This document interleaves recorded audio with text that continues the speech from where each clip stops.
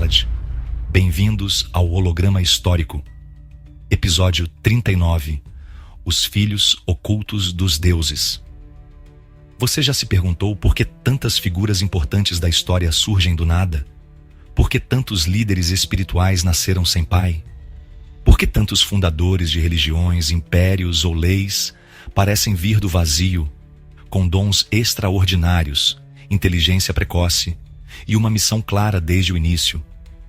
E mais do que isso, por que o mundo parece, há milênios, ser conduzido por mãos invisíveis? Vivemos como se fôssemos livres. Mas será que somos? Será que os nossos caminhos, individuais e coletivos, estão sendo guiados por algo maior? Ou por alguém? Será que há uma linhagem oculta, vinda de tempos muito antigos, que ainda hoje caminha entre nós? Esse episódio não é apenas uma viagem ao passado. É uma lente para enxergar o presente com outros olhos. Aqui, vamos falar de filhos sem pai, de líderes com origem misteriosa, de híbridos, nascidos da mistura entre humanos e algo mais. Não são histórias isoladas, são capítulos de um mesmo roteiro, um plano que começou há milênios e talvez ainda esteja em curso. E se figuras como Adapa, Noé, Moisés, Melquisedeque e até Jesus não forem apenas personagens espirituais? E se forem parte de uma experiência genética, emocional e simbólica que moldou o destino da humanidade? E mais importante, e se esse plano nunca foi encerrado? Talvez a história não seja sagrada como nos ensinaram.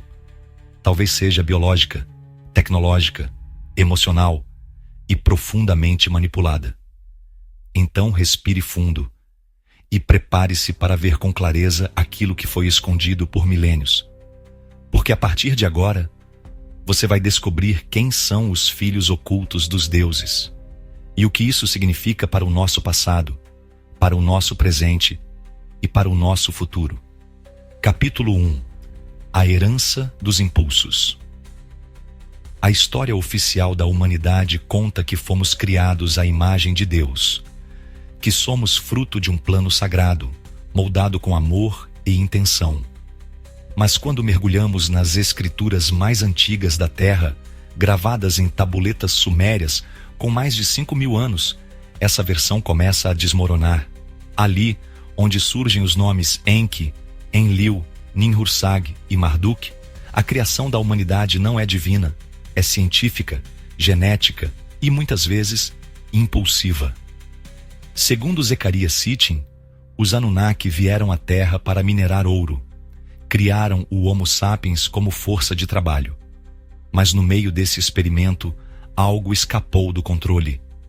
Os deuses, que supostamente eram perfeitos, passaram a se encantar pelas mulheres humanas.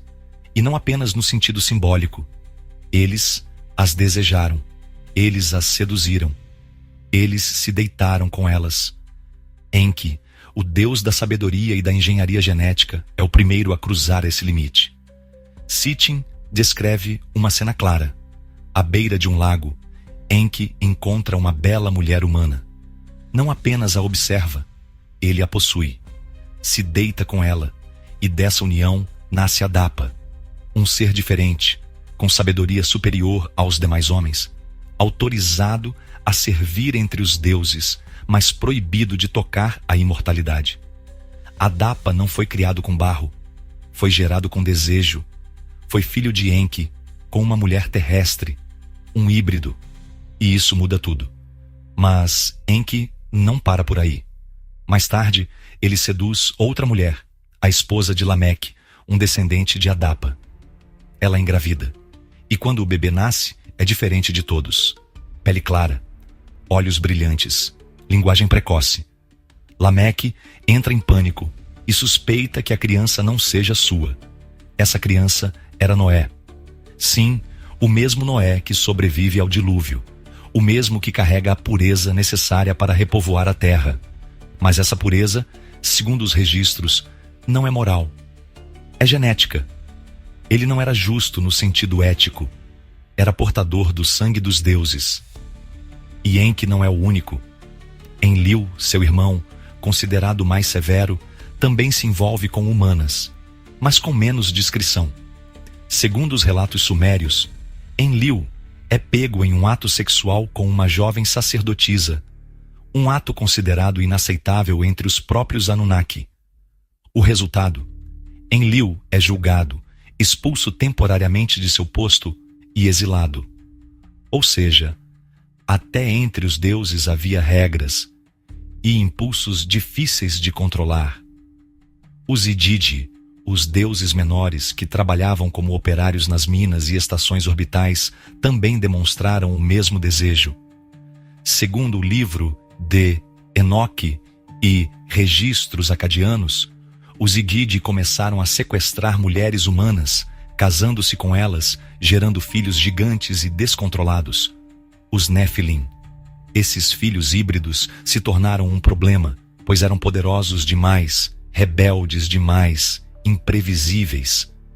E aí, o céu decidiu intervir novamente, com uma grande limpeza, o dilúvio. Por fim, temos Marduk, filho de Enki, que também escolhe se casar com uma mulher humana.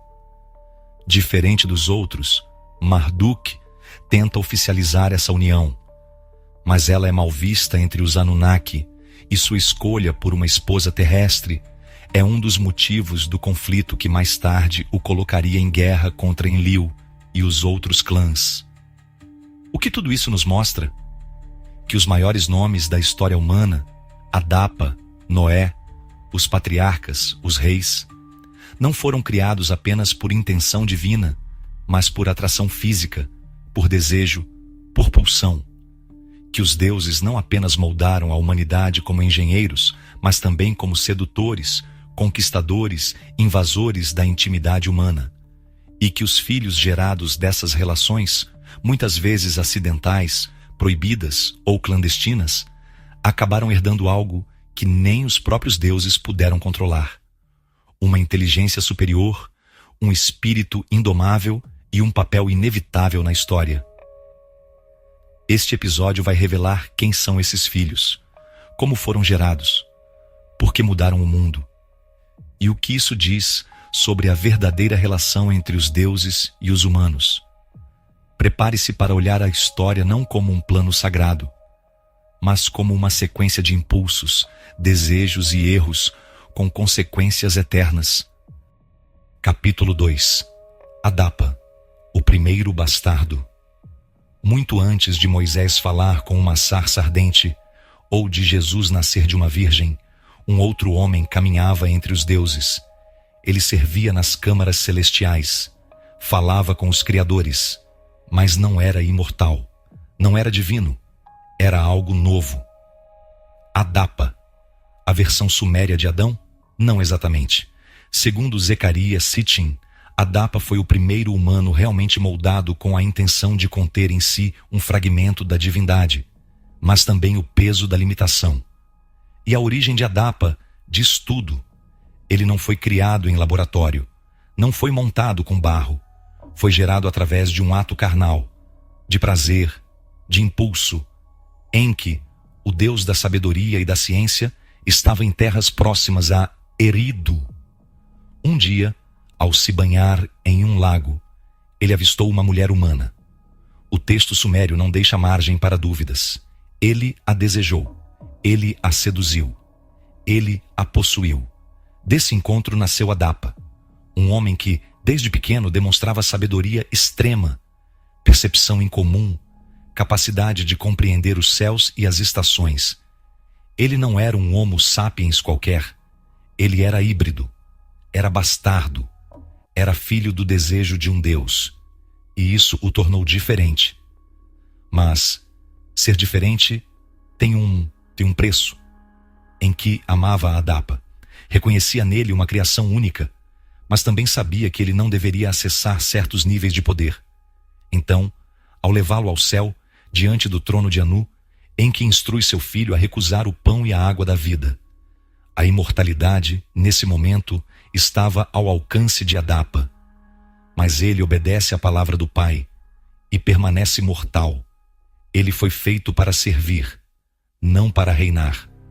Adapa representa o início de um padrão, um nascimento fora das regras, sem pai humano, sem explicação visível, mas com um impacto descomunal na história. Ele não funda um império, não ergue um templo, mas abre a porta para todos os outros. Sua existência prova que os deuses não apenas criavam, eles desejavam, e que esse desejo deixava rastros. A linhagem de Adapa se estende. Entre seus descendentes está Lameque, e a esposa de Lameque, por sua vez, também recebe a visita de Enki e gera um novo híbrido, ainda mais notável: Noé. Mas antes de irmos a ele, vale refletir. Se Adapa foi gerado por impulso, e ainda assim foi elevado ao convívio dos deuses, quantos outros nasceram de encontros acidentais e foram transformados em ícones? Talvez os maiores líderes espirituais da história não tenham sido escolhidos. Foram consequências, filhos não planejados de encontros entre mundos. Capítulo 3. Noé, o herdeiro do engano. Se Adapa foi o primeiro híbrido, o primeiro bastardo reconhecido entre os deuses, Noé foi o primeiro a ser usado como ferramenta de reinício. Mas para entender isso, é preciso voltar ao momento de sua concepção. Um ato que, segundo Sitchin, carrega mais sombra do que luz. Noé não foi apenas o homem justo, escolhido por Deus para construir a arca. Essa é a versão diluída, suavizada, adaptada para os livros escolares. A verdade registrada nas tradições mais antigas e resgatada por Zecaria Sitchin é muito mais desconcertante. O pai de Noé era Lameque, descendente de Adapa. Um homem simples, sem grandes feitos. Mas algo acontece que quebra a lógica de sua linhagem. Quando seu filho nasce, Lameque não reconhece o bebê como humano. Sua pele era tão branca quanto a neve.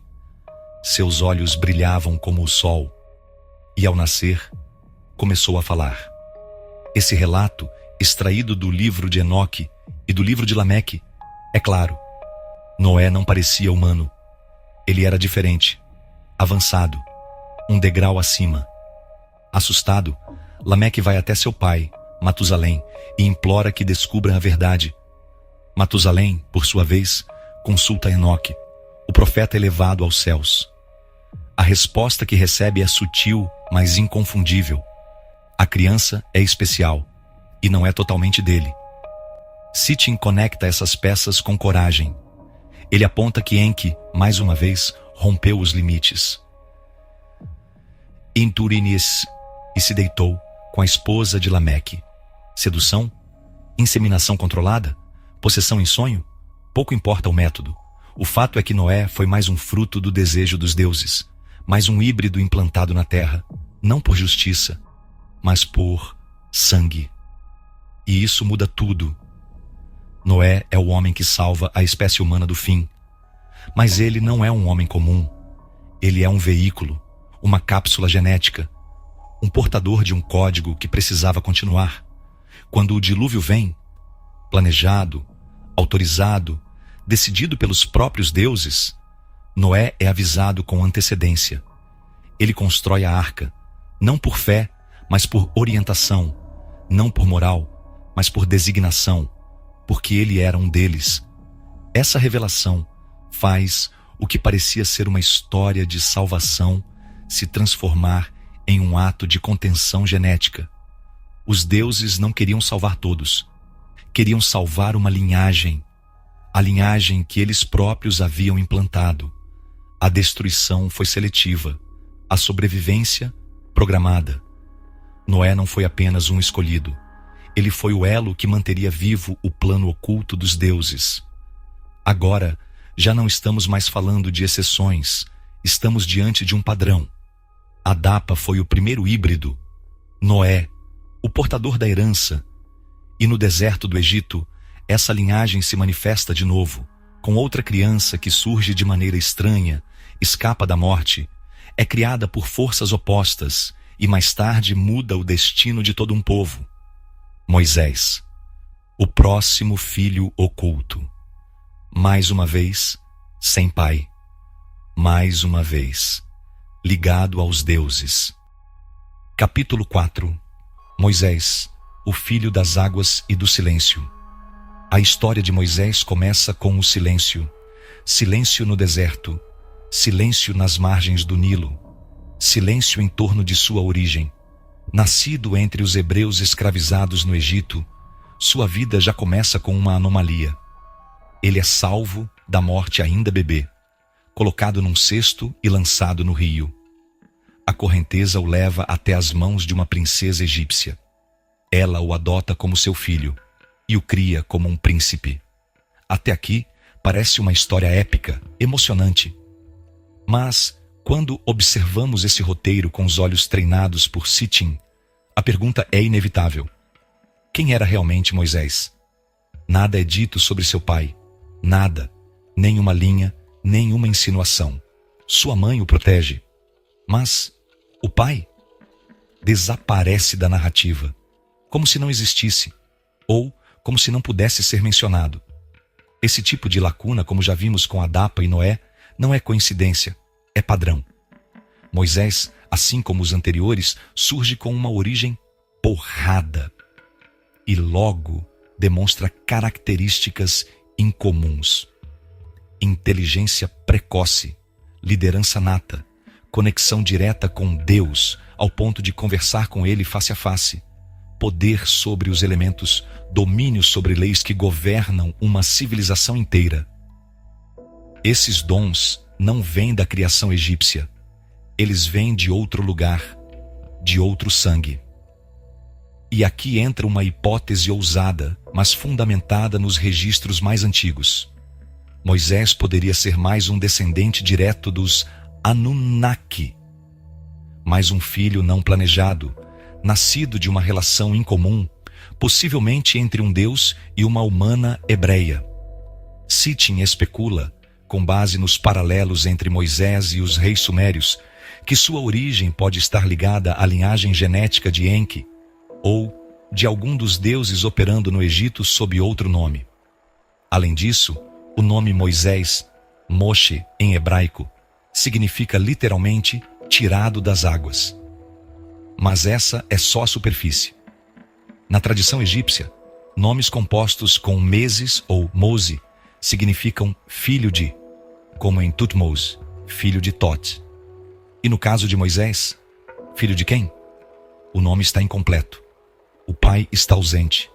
A origem está coberta por véu. Moisés é criado como egípcio, mas tem o espírito de algo maior. Fala com entidades invisíveis, manipula pragas, separa águas, recebe leis em pedra e conduz um povo inteiro por 40 anos, sem se curvar, sem quebrar, sem desistir. Esse tipo de missão não é para qualquer homem, é para um homem com marca divina, com sangue diferente, com um chamado inscrito nos ossos. E mais uma vez, o padrão aparece. Nascimento sem pai, conexão com os céus, missão civilizadora, distanciamento do comum, dor, exílio, revelação. Moisés é mais um elo, mais um descendente do impulso Anunnaki. Talvez não gerado com amor, talvez nem mesmo com intenção, mas criado, moldado, colocado estrategicamente no ponto exato da história onde a rota precisava ser corrigida. Ele inicia a civilização hebraica, estabelece um código moral, reorganiza a estrutura de um povo e depois desaparece, sem túmulo, sem corpo, sem explicação. O filho das águas volta para o silêncio. Capítulo 5. Melquisedeque, o filho de ninguém.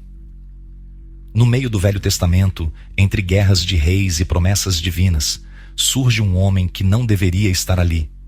Ele não tem introdução, não tem história, não tem pais, nem filhos, nem passado conhecido, mas carrega um título que transcende o tempo: sacerdote do Deus Altíssimo, Melquisedeque. É no capítulo 14 de Gênesis que ele aparece como um vulto, um enigma, uma anomalia. Abraão, o patriarca da fé, retorna de uma batalha e encontra esse estranho rei. Melquisedeque oferece pão e vinho e o abençoa em nome de El Elyon, o Deus Supremo. Abraão, sem hesitar, se curva e entrega a ele o dízimo de tudo o que tinha. Mas por quê? Quem era esse homem que nem mesmo os textos sagrados ousam explicar? A resposta está nas entrelinhas e também nos registros esquecidos da antiguidade.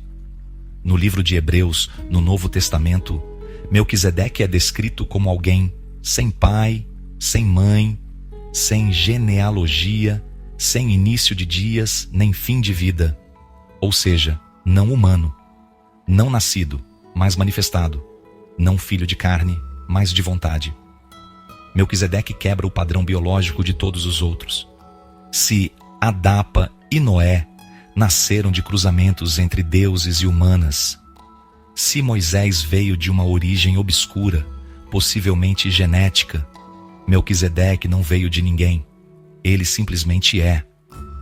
Sitchin sugere que Melquisedeque possa ser um emissário direto dos Anunnaki, talvez um avatar de Ningishzida, o Tote egípcio, senhor da sabedoria, da ciência, da iniciação. Outros pesquisadores esotéricos associam Melquisedeque a uma inteligência que atravessa eras, atualizando a humanidade de tempos em tempos, sempre quando a ordem do mundo está prestes a ruir. Mas há um detalhe essencial. Ele aparece no momento exato em que Abraão está para se tornar o pai das nações. É como se o aparecimento de Melquisedeque fosse um último selo antes da criação de Israel. Um sinal, uma autorização, ou talvez um comando. E não podemos ignorar os símbolos. Melquisedeque traz pão e vinho. Séculos depois, Jesus faria o mesmo. E é exatamente isso que o autor de Hebreus diz. Tu és sacerdote para sempre, segundo a ordem de Melquisedeque. Ou seja, Jesus não seria o início de uma nova linhagem espiritual. Ele seria a continuação de uma ordem anterior, secreta, fora da linhagem de Arão. A linhagem não sanguínea, a linhagem dos não nascidos, a linhagem dos implantados. Enquanto Adapa representa o bastardo de Enki, enquanto Noé representa o herdeiro genético, enquanto Moisés representa o codificador da lei, Melquisedeque é o ponto fora da curva, o primeiro a ser reconhecido como sacerdote sem linhagem humana alguma. Ele é, por definição, um ser extradimensional, enviado, posicionado, ativado, e isso é exatamente o que torna sua presença tão incômoda para as narrativas tradicionais. Se ele não nasceu, não morreu e não pertence a nenhuma linhagem terrestre, então ele não é daqui. E se Jesus foi reconhecido como parte de sua ordem, então talvez Jesus também não seja da terra como pensamos. Capítulo 6. Jesus, o Filho interrompido. A história é conhecida. Maria, uma jovem virgem, recebe a visita de um anjo. É informada de que conceberá um filho sem ter contato com homem algum. E esse filho será o Salvador, o Filho de Deus. Essa narrativa, repetida por séculos, parece mágica, divina, poética. Mas como vimos até aqui, o padrão é o mesmo. Um nascimento sem pai humano, uma mulher escolhida, um bebê que não pertence completamente à espécie, um novo híbrido. Se olharmos com os olhos abertos, a história de Jesus não foge do roteiro dos Anunnaki. Ela o confirma. Um ser que surge de uma virgem, que desde jovem mostra sabedoria incomum, que fala com autoridade sobre o mundo espiritual, que realiza feitos que desafiam as leis da matéria e que desafia os poderes do seu tempo. Jesus não é fruto de um milagre isolado. Ele é parte de uma linhagem, uma atualização avançada da manipulação genética que começou com Adapa. E o mais impactante, o nascimento virginal de Maria é idêntico aos relatos de outras culturas e outras figuras que também tiveram origens não naturais. Krishna, Buda, Horus, todos filhos sem pai, todos com algo em comum. Sitchin sugere que os deuses nunca deixaram a Terra. Eles apenas passaram a intervir de forma mais sutil. E uma das formas mais eficazes de continuar influenciando o destino humano é através do nascimento de homens híbridos, portadores de comandos específicos. Jesus seria o mais sofisticado desses comandos. Se Adapa foi o modelo, se Noé foi o sobrevivente, se Moisés foi o legislador, se Melquisedeque foi o agente oculto, Jesus foi o ativador. Aquele que viria quebrar o ciclo da dominação e propor uma ruptura espiritual. A mensagem central de Cristo é clara. Meu reino não é deste mundo. E talvez ele também não fosse. Mas o plano não corre como esperado. Jesus é perseguido, rejeitado, eliminado. A missão é interrompida. O híbrido não alcança o objetivo completo, ou talvez tenha alcançado de outra forma, espalhando a semente da desobediência ao sistema, do perdão, da ruptura com o materialismo. Ou, talvez, os próprios deuses tenham dividido-se sobre ele. Talvez, como Sitchin sugere em outros contextos, houvesse guerra entre os próprios Anunnaki quanto ao destino da humanidade. Uns queriam libertar, outros manter o controle. Jesus foi um ponto de choque, um descendente de uma linhagem que estava se tornando consciente demais, perigosa demais, e talvez, por isso mesmo, teve que ser silenciada. Seu corpo desaparece, seus seguidores espalham sua doutrina, e o mundo muda para sempre. Mas a pergunta permanece: de onde ele veio realmente? Do Espírito Santo? Ou de uma tecnologia antiga capaz de manipular genética e realidade física em planos que ainda não compreendemos? Se os Anunnaki podem agir por meio dos sonhos, se podem inseminar sem contato, se podem ativar úteros humanos com frequência e intenção, por que não fariam isso de novo? E com mais precisão? Jesus é o culminar da linhagem, o ponto mais elevado, ou talvez o último suspiro antes que os deuses recuassem da experiência. Capítulo 7. Os rebeldes, filhos dos Igigi. Enquanto Enki e Enlil disputavam influência sobre a humanidade na Terra, e enquanto figuras como Adapa, Noé e Moisés surgiam para executar papéis estratégicos, uma outra história acontecia no espaço. Os Igigi, os deuses menores, orbitavam a Terra em estações celestes. Eram operários, engenheiros, observadores, assistiam tudo do alto. E com o tempo, desenvolveram algo inesperado: desejo. Eles observavam as mulheres humanas, dia após dia. Viram sua beleza, viram sua vulnerabilidade. E o que começou como curiosidade, virou obsessão. O livro de Enoque não mede palavras. E aconteceu que, quando os filhos dos deuses viram que as filhas dos homens eram belas, tomaram para si esposas de todas as que escolheram. Esses filhos dos deuses eram os Igigi, e o que fizeram foi romper o pacto com os Anunnaki superiores.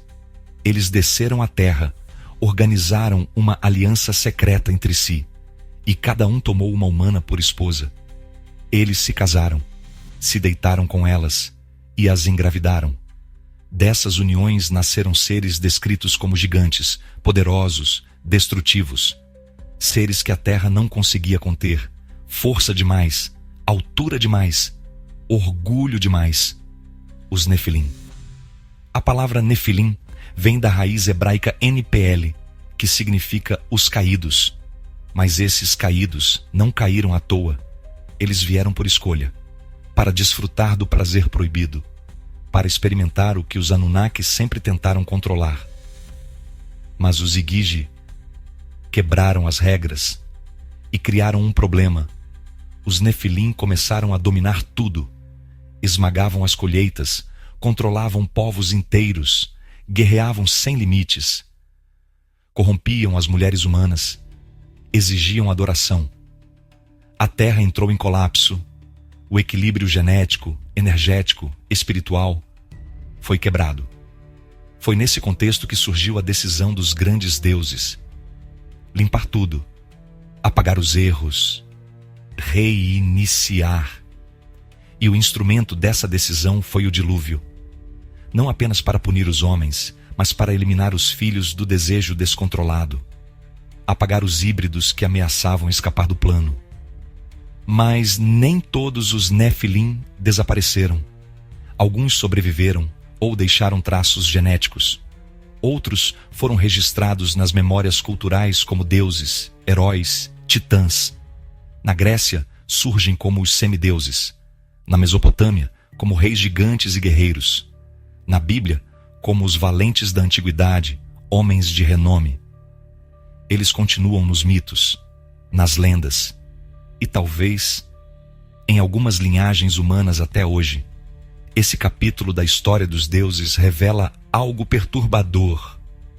Nem todos os filhos ocultos nasceram por missão. Alguns nasceram por prazer, outros por insubordinação e alguns por puro caos. Capítulo 8. O desejo dos deuses. Os registros antigos nos mostram que os deuses criaram a humanidade para trabalhar. Os Anunnaki precisavam de uma espécie subserviente, obediente, que os ajudasse a extrair recursos da terra. Enki e Ninhursag manipularam genes, testaram combinações, até que surgiu o Homo sapiens. Mas com o tempo, algo inesperado aconteceu. Os deuses começaram a desejar suas criações, não de forma simbólica, não no sentido espiritual. Desejaram mesmo, fisicamente, sexual e emocionalmente. Tudo começa com Enki. Conhecido como o deus da água, da sabedoria e da ciência, Enki foi o grande arquiteto da humanidade. Mas também foi, segundo os textos sumérios e a leitura de Sitchin, o primeiro a quebrar a barreira entre criador e criatura. Em um dos relatos mais marcantes, Enki caminha à beira de um lago e vê uma mulher humana se banhando. Ele não a abduz. Ele não a manipula em laboratório. Ele a deseja e se deita com ela.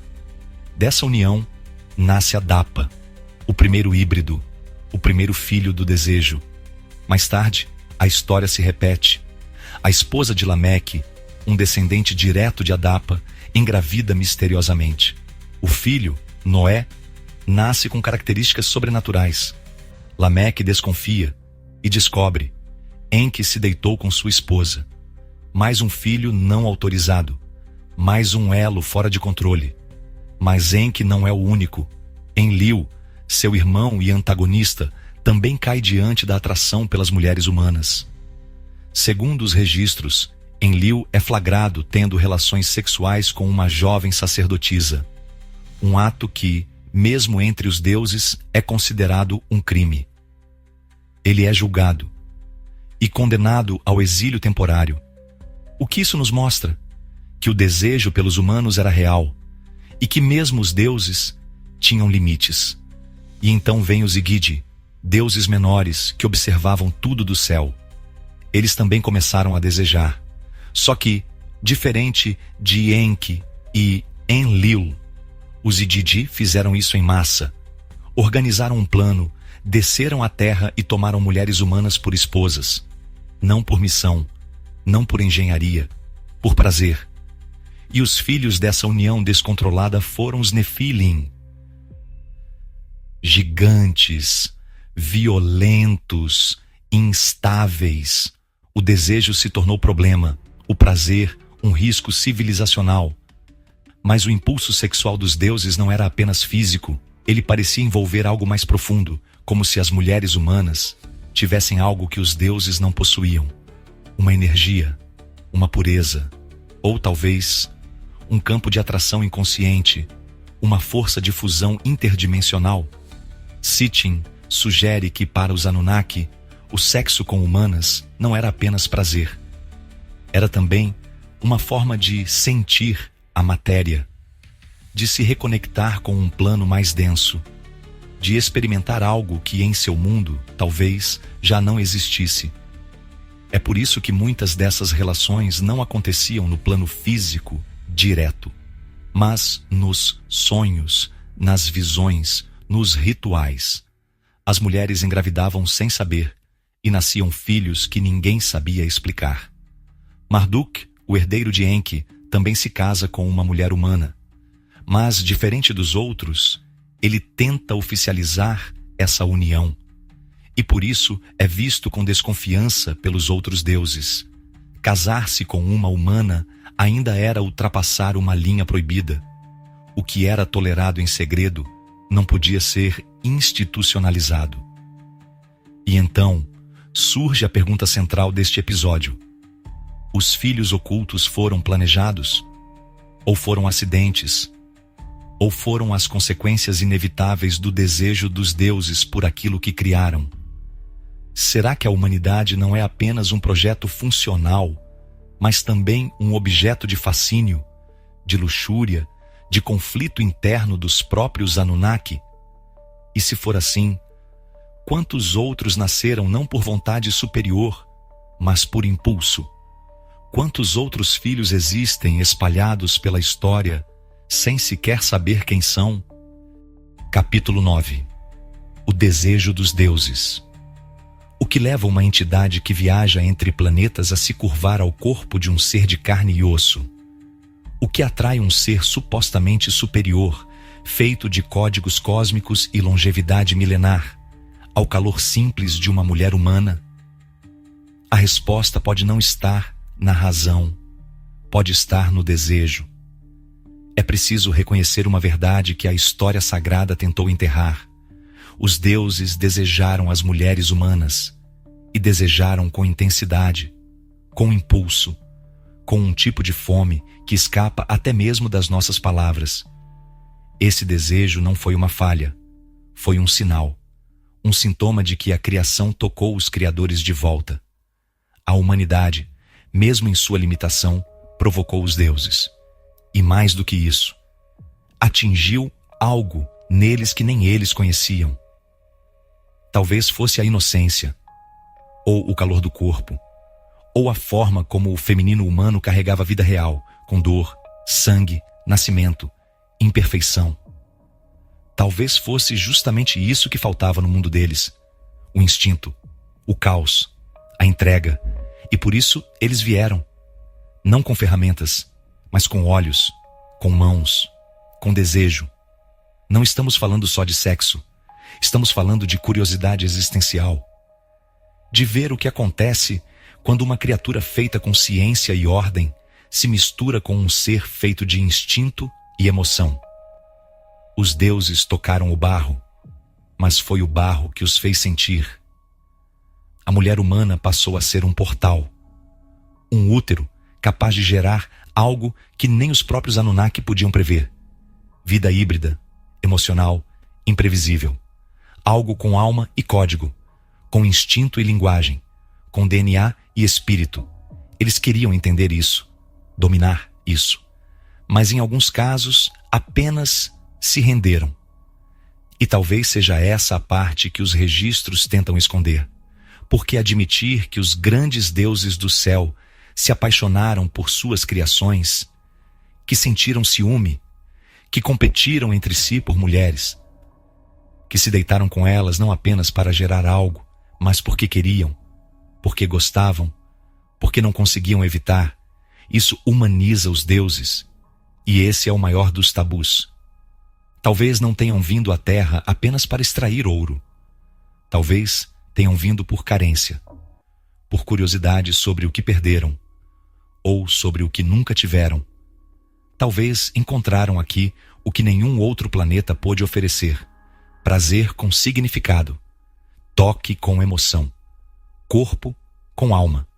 E nesse contato, nesse desejo, surgiram filhos, alguns com missão, outros com revolta, outros com memória adormecida até hoje. Talvez seja por isso que até hoje algumas linhagens carregam algo estranho, um brilho nos olhos, uma intuição fora do comum. uma melancolia que não se explica, um desejo que parece não ser deste mundo. Talvez, no fundo, os deuses ainda estejam entre nós, não no céu, mas no sangue. Capítulo 10. A linhagem viva. É fácil imaginar que os filhos dos deuses ficaram no passado.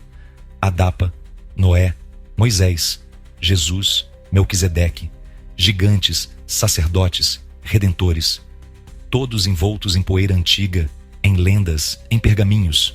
Mas e se eu te dissesse que a linhagem continua? Que o sangue dos deuses nunca deixou a terra? Que ele flui, silenciosamente, em veias que ainda comandam o mundo? Vamos olhar para os fatos. As famílias reais da Europa mantêm, até hoje, um controle rígido sobre casamentos, heranças, genética. Por quê? Pelo ouro? Pela terra? Pela política? Ou estariam desde as primeiras dinastias sumérias e egípcias tentando preservar algo muito mais valioso, um traço genético ancestral? Uma semente antiga, um código não humano. Zecaria Sitchin foi direto.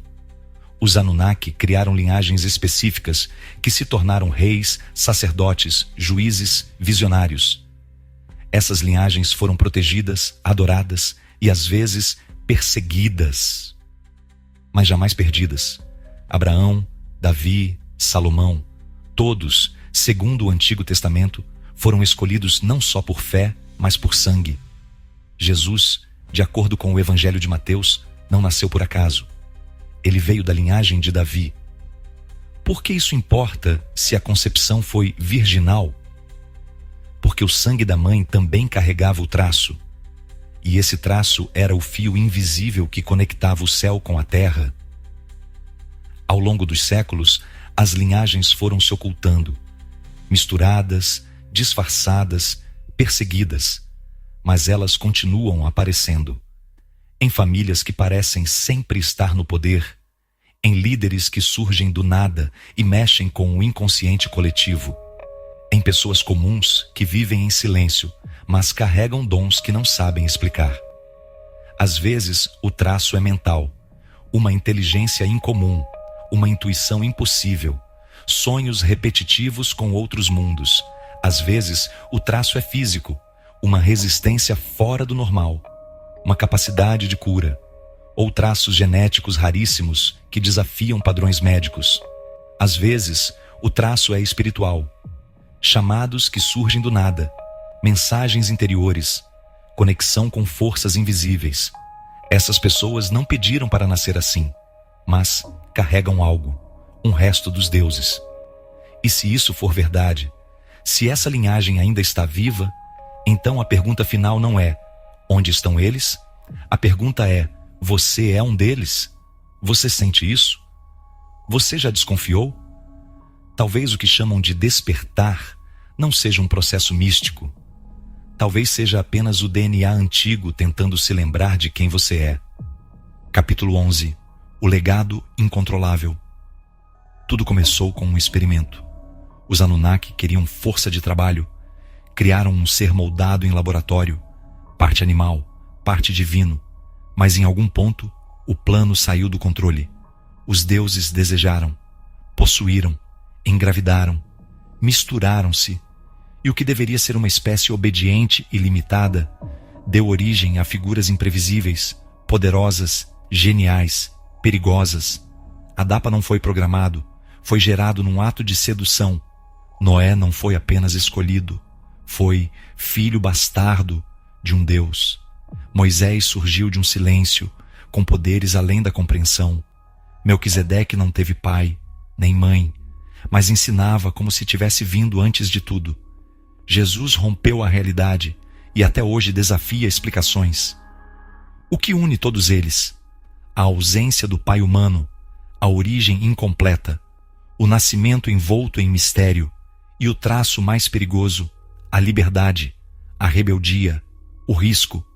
Porque esses filhos, apesar de carregarem o código dos deuses, não obedecem a eles. São herdeiros do instinto humano, do desejo, da dor, do impulso. E por isso, os Anunnaki, com todo o seu poder, nunca conseguiram controlá-los por completo. Talvez, no fundo, eles tenham criado não uma civilização, mas um espelho. E nesse espelho, viram partes de si que nunca quiseram admitir. Talvez esses filhos não tenham sido planejados. Talvez tenham sido consequência, ou castigo, ou liberação. Mas estavam aqui, e estão, e continuarão surgindo. A linhagem dos deuses agora escorre pelas veias da terra. Não está nos templos, não está nos palácios. Está nas ruas, nos desertos, nas cidades, nos que duvidam, nos que sonham, nos que despertam. Não há mais como apagar, não há mais como voltar atrás. O legado está solto, indomável, autônomo, humano e também algo mais. Se você sente que nunca pertenceu a este mundo, se há um chamado que você nunca soube de onde vem, se as respostas da religião, da ciência e da história nunca bastaram para você, talvez não seja porque você está perdido, talvez seja porque você está lembrando. O sangue dos deuses pulsa nas margens da civilização, e talvez agora seja a hora dele falar mais alto. Eles nasceram sem pai, carregavam dons que ninguém entendia, mudaram o rumo da história e depois desapareceram. Mas será que sumiram mesmo? Será que os filhos dos deuses ficaram no passado? Ou será que ainda andam entre nós, camuflados de líderes, heróis, cientistas, artistas e profetas? Há linhagens que nunca perderam o poder, famílias que sempre estiveram perto dos tronos, das fortunas, das armas e das decisões. Você acha mesmo que isso é coincidência? E se estivermos vivendo dentro de um jogo antigo, onde os deuses já não aparecem com luzes no céu, mas se manifestam através de comandos genéticos, de impulsos políticos, de mensagens sussurradas nas escolhas do mundo? Talvez sejamos apenas espectadores de uma peça que nunca terminou, ou talvez estejamos despertando para perceber que o palco é nosso. Os filhos ocultos ainda existem. E alguns talvez nem saibam quem são. Se você sente que não pertence a este tempo, se há algo em você que não se encaixa, que incomoda, que pulsa, talvez você não esteja perdido. Talvez esteja lembrando. Se essa jornada ressoou com você, inscreva-se no canal, ative o sino e compartilhe esse episódio com quem você sente que precisa ouvir isso. Você também pode apoiar o holograma histórico com um Super Thanks aqui no vídeo, ou, se preferir, via PayPal, usando o e-mail francisvaladia@hotmail.com. E agora, você encontra camisetas exclusivas da série Anunnaki, com o símbolo oficial do canal, na nossa loja online. Os links estão todos na descrição. Nos vemos no próximo episódio. Até lá, continue observando o mundo com olhos abertos e coração preparado para o impossível. Holograma histórico, decodificando o passado.